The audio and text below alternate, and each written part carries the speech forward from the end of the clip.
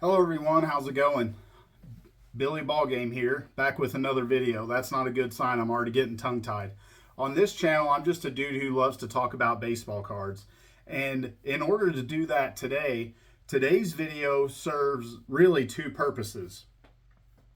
Today's video is a celebration of John from 3D80's Kid, his channel hitting 2 years on YouTube. Congratulations for that, John.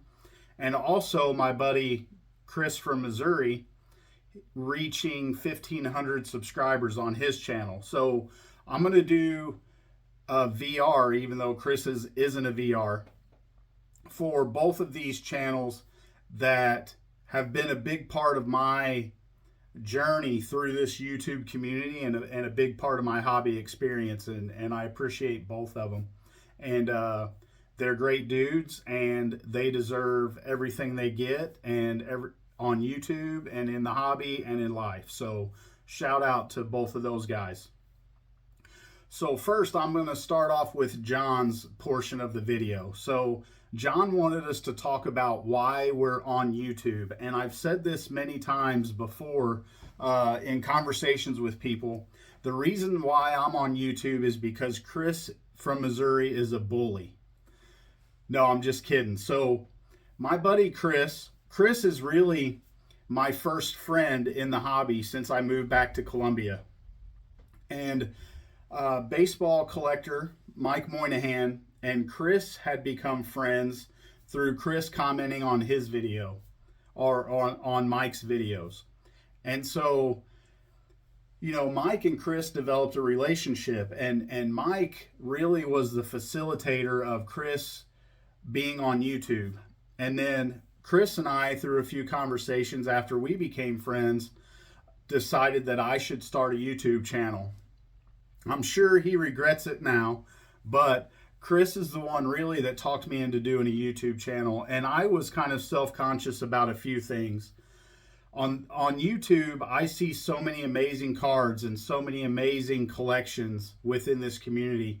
And at that point in time, I was pretty new to the whole graded side of collecting, and I was honestly kind of self-conscious about my collection being on YouTube for the world to see, because my collection didn't have much in it to speak of at the time, and really it's grown. And I'm proud of what I have, and I really try not to compare my collection with anybody on YouTube or anybody in the hobby, because my collection that I currently have are cards that have a lot of meaning to me. I'm a sentimental dude, and so my collection is representative of exactly where it should be at this point in my life in the hobby, and I'm proud of it. But the main reason I'm on YouTube isn't to show off my collection. The main reason why I'm on YouTube is to develop friendships within the hobby community, within and without YouTube. So, and I've done that tremendously. Again, and a big part of it is thanks to Chris. Through Chris and the Basement Collection, I was able to meet JT, Triple Crown, Mike Moynihan, Dave, Blue Jacket 66. So a lot of kind of people through the YouTube community. Initially, my first contact with them was through that relationship with Chris. But it's also allowed me to expand my friendships within the hobby outside of YouTube. Like, one of my best friends within the hobby, my buddy Tom down in Jeff City, that you hear me talk about all the time, there's no doubt in my mind that if it weren't for YouTube, I wouldn't even know that dude. And I'm so grateful for Tom and Tom's friendship. But as I said on my last video, there are so many friends that I have within this hobby now. And a lot of that is due to YouTube. And that's really one of the big reasons why I started in YouTube, was just to develop friendships in the hobby. So the second part of John's YouTube challenge, or his VR 2-year on YouTube challenge, is he wanted us to kind of name a channel as a stumper that he may not be subscribed to, and this is my best shot. And I'll bet you that John is subscribed to this channel, because I know what a great supporter of the YouTube community that John is. So there were a few different channels that I thought about going with, but I didn't want to, kind of tilt the advantage to my side and make it unfair with a dude, somebody that's been on YouTube 2 weeks and has 4 subscribers. So the channel I chose that I found as far as a newish channel that kind of at this point has a smaller audience is Blix Cards. So my buddy Ben has been making videos on YouTube for several years, but his content at the beginning of his channel was not within the card community.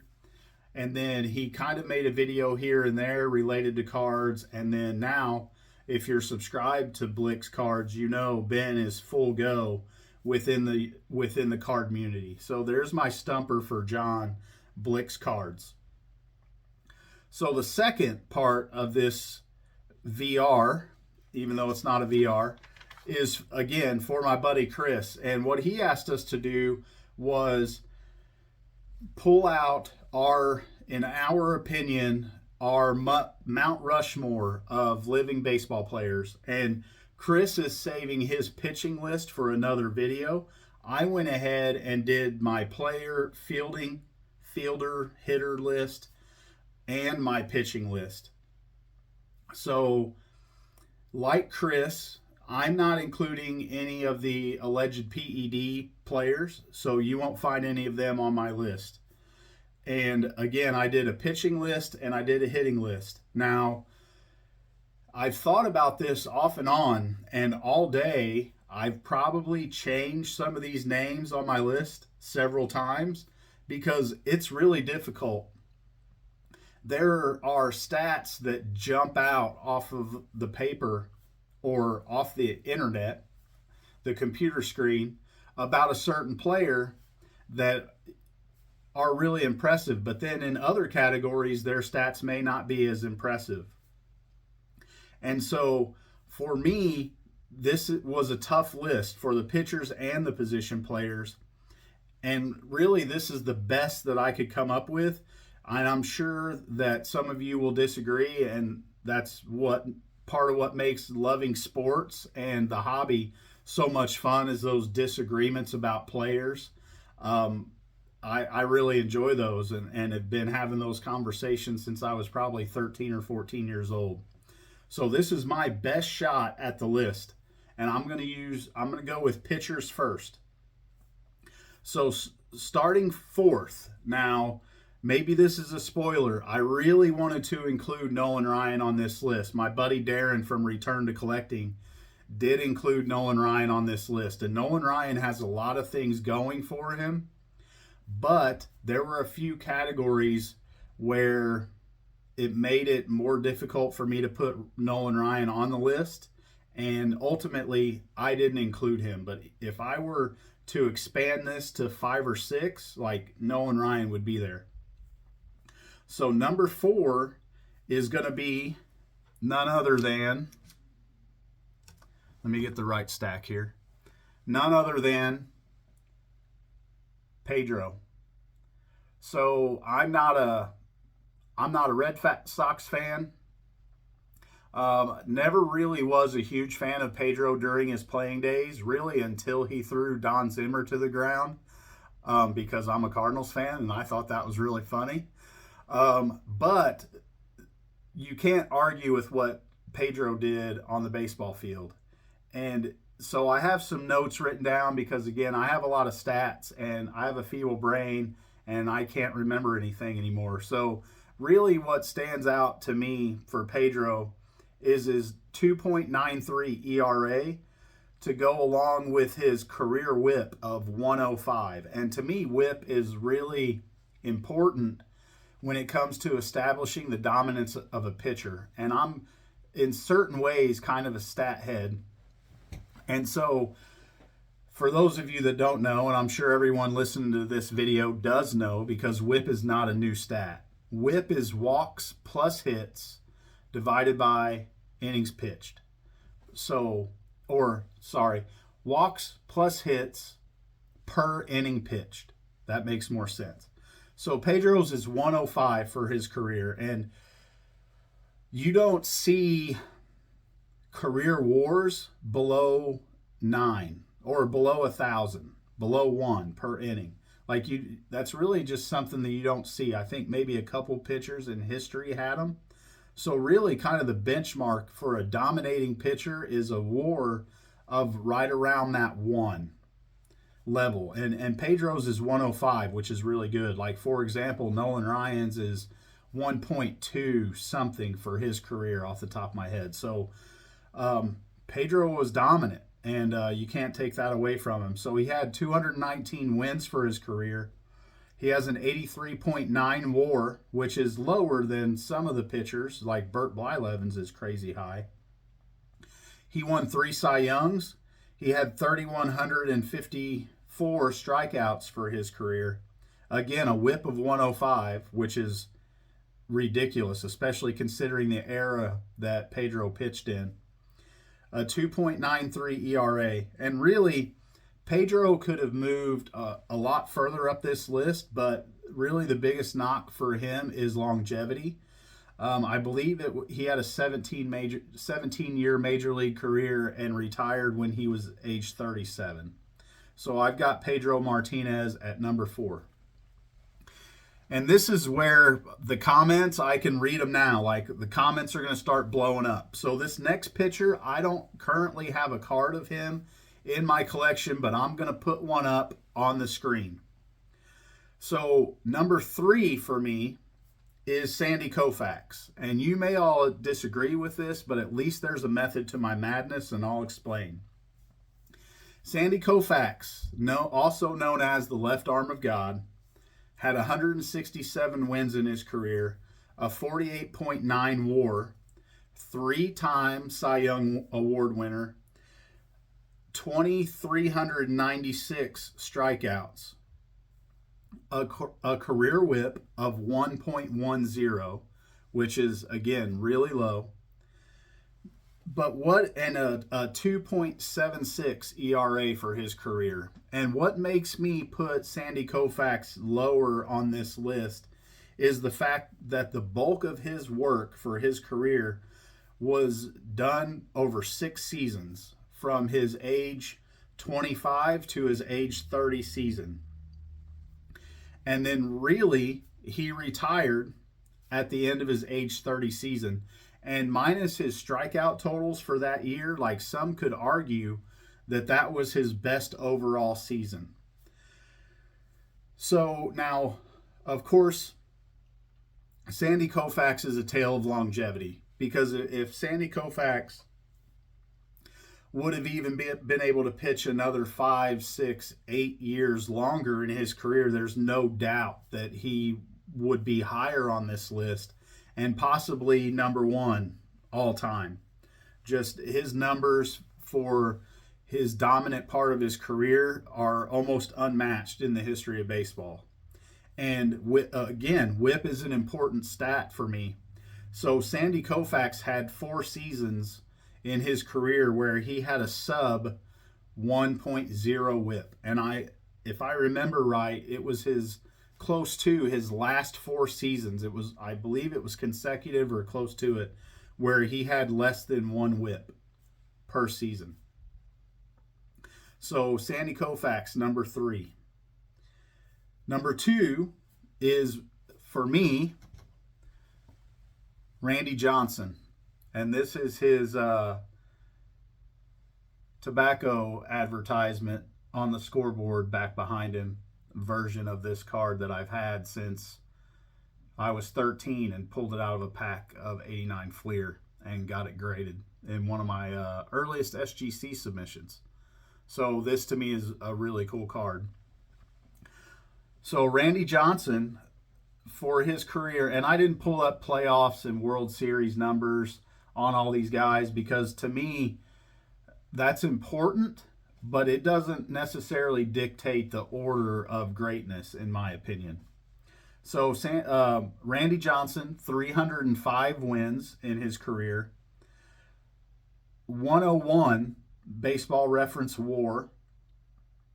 He was a 5-time Cy Young winner and had 4,875 strikeouts for his career, which is second most of all time and the most ever for a left-handed pitcher.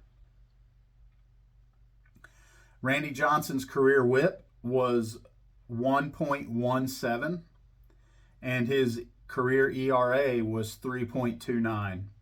And Randy Johnson was, without a doubt, one of the most dominant and feared pitchers in the history of baseball, but definitely during his era of baseball. Just his dominance. A guy that was 6'10", that stretched out so far to release the baseball. You know, he was probably 50 feet away from home plate when he released his close to 100-mile-an-hour fastballs. And I couldn't imagine what it would be like standing in the dugout digging in against Randy Johnson. So for me, I completely empathize with John Kruk turning his batting helmet around, and Larry Walker too. John Kruk ducked, I think. Larry Walker turned his batting helmet around and hit from the other side of the plate. So that tells you all you need to know about Randy Johnson. Then number one for me, and I wanted to flip these guys. I wanted to put Randy Johnson number one. But for me, ultimately, number one went to Greg Maddox. And the deciding factor for me was his win, the differential in wins. Greg Maddox won 50 more games in his career than Randy Johnson did. Greg Maddox won 355 games in his career, which is second to Warren Spahn in the modern era of baseball.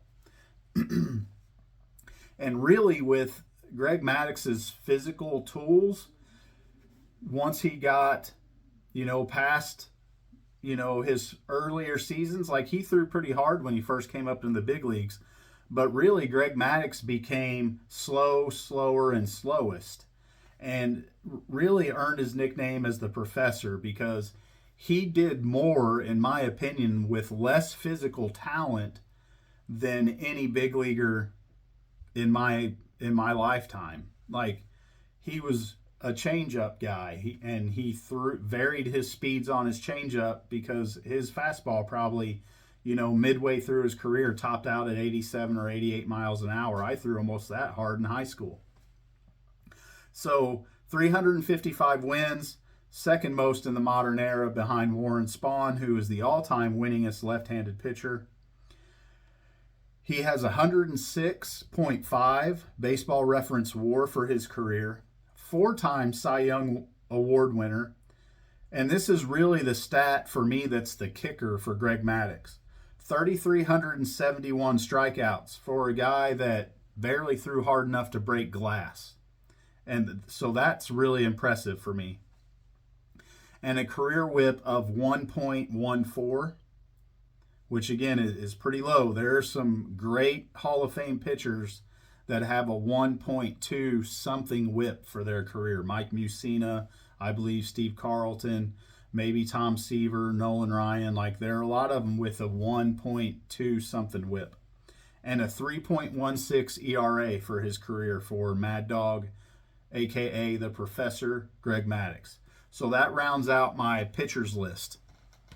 And again, if you disagree with any of these, feel free to blow me up in the comments because I can hear it coming, especially by putting Sandy Koufax at number 3. All right, so now we're going to move on to hitters. So, Darren said this in his VR, and Chris may disagree, but I have Johnny Bench at number 4, and I don't currently have a Johnny Bench graded card. I hope to pick his rookie card up here before too long, but I really wanted to bump Johnny Bench. But I couldn't find a reason to. Like, I wanted to put Mike Schmidt here, but Mike Schmidt had too low of a career average. So for me, when I weighed it, and again, I went back and forth on a few guys on this list.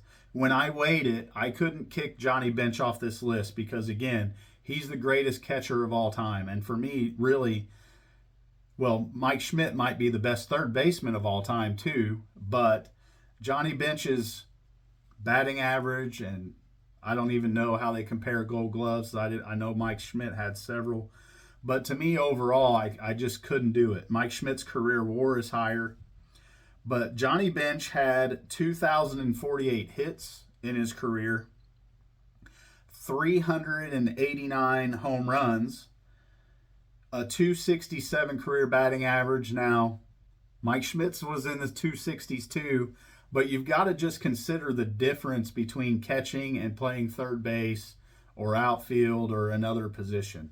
So catching takes a lot more of a physical toll on your body than any position in baseball, except for, I don't know, center field might be the closest one, or shortstop that I can think of. He had 1,376 RBIs for his career.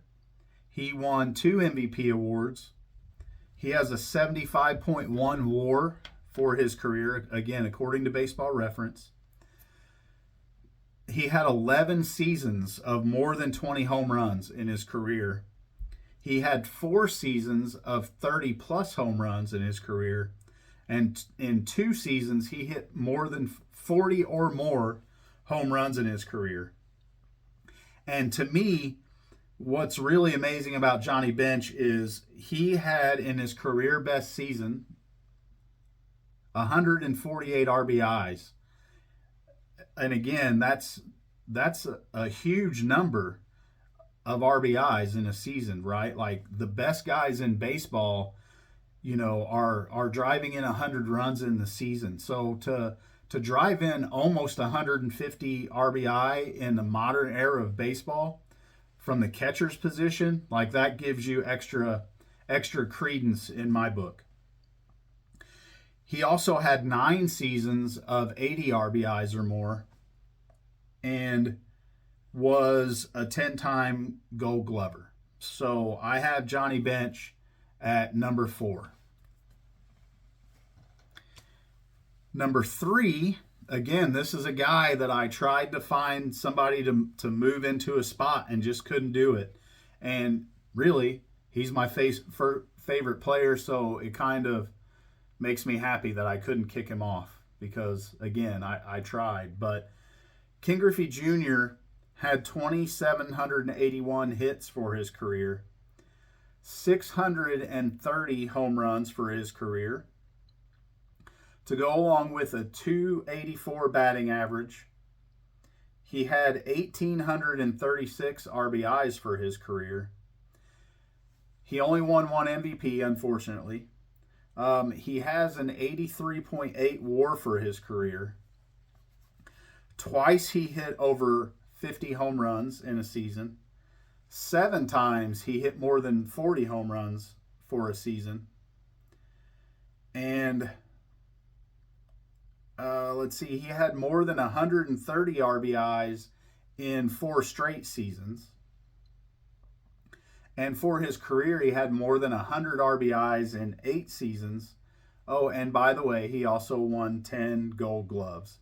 And really, the unfortunate thing for Ken Griffey Jr. is his career really is the tale of 2 halves.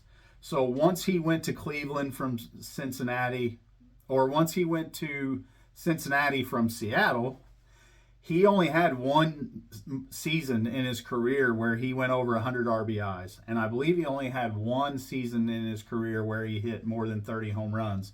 And it was his first season with Cincinnati.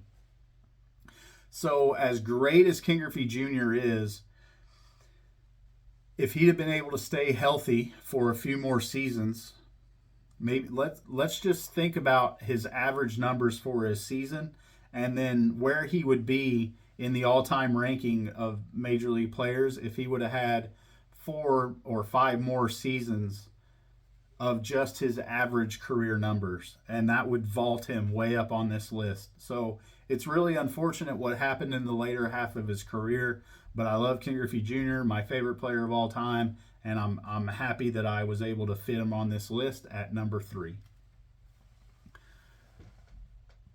Second for me, and this is where Darren and I's list veers.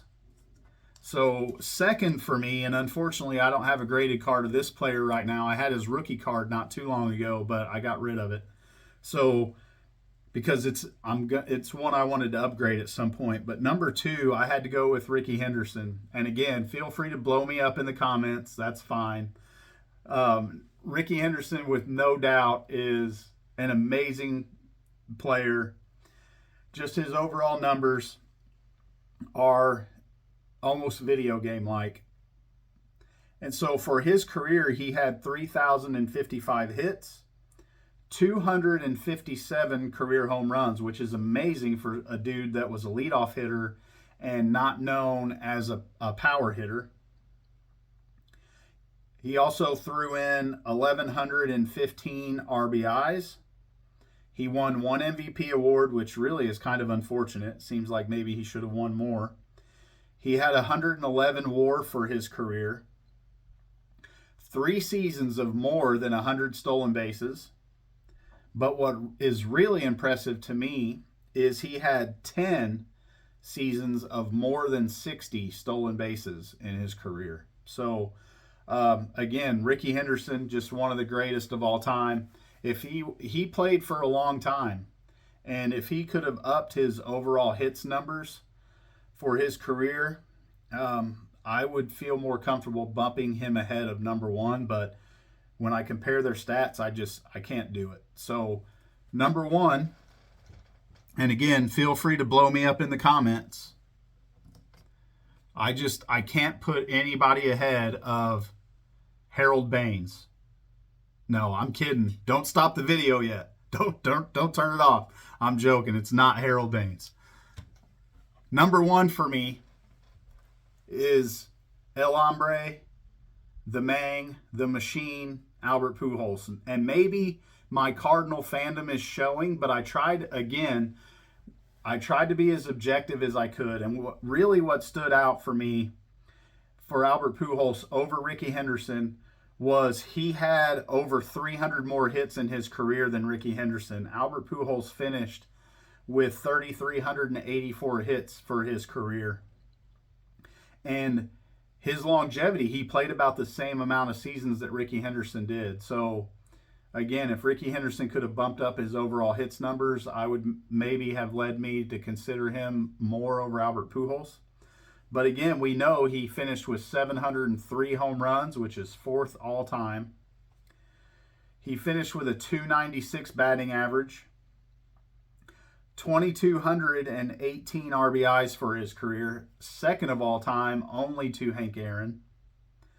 3 MVPs for Albert Pujols. Finished with 101 WAR. Now, again, with Albert Pujols, he's really the tale of 2 different careers. Once he left St. Louis, he only had really 1 or 2 relatively good seasons with Anaheim, but he didn't put up nearly the same numbers that he did in St. Louis for really the second half of his career. But what really stands out for me about Albert Pujols, other than the ridiculous home run and RBI numbers, is he had 12 straight seasons of more than 30 or more home runs for 12 straight seasons. And he had 10 straight seasons of more than 100 RBIs. And 14 times overall in his career, Albert Pujols went above 14 home runs. 100 RBIs, 14 times in his career.